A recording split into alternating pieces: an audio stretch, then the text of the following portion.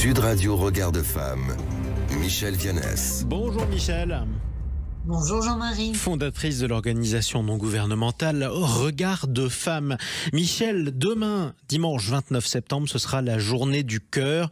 Et justement, vous voulez revenir sur une inégalité. On vient de parler de santé à l'antenne sur Sud Radio. Mais les maladies cardiaques touchent beaucoup plus les femmes que les hommes. Ou du moins ont un impact dramatique bien supérieur chez les femmes. Tout à fait. Les maladies cardiovasculaires donc sont l'une des principales causes de décès des femmes en France, si ce n'est la première. Et chaque jour en France, 200 femmes décèdent d'une maladie cardiovasculaire, ce qui fait 75 000 par an.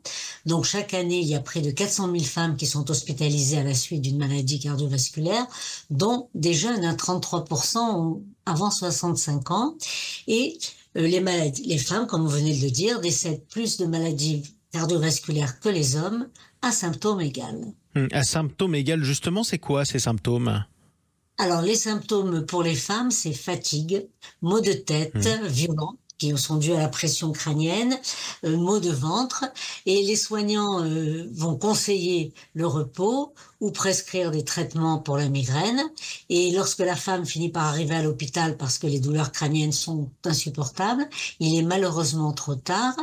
Mais le problème se pose aussi dans la rue, parce que s'il y a un accident cardiaque qui survient, comme les personnes ne sont pas informées des malaises, le risque de décès est 2 fois plus grand, plus élevé donc chez les femmes que par rapport aux hommes, parce qu'en particulier les personnes alentour vont hésiter à faire un massage cardiaque à une femme par crainte de toucher la poitrine, ou bien en pensant que les seins vont empêcher le message.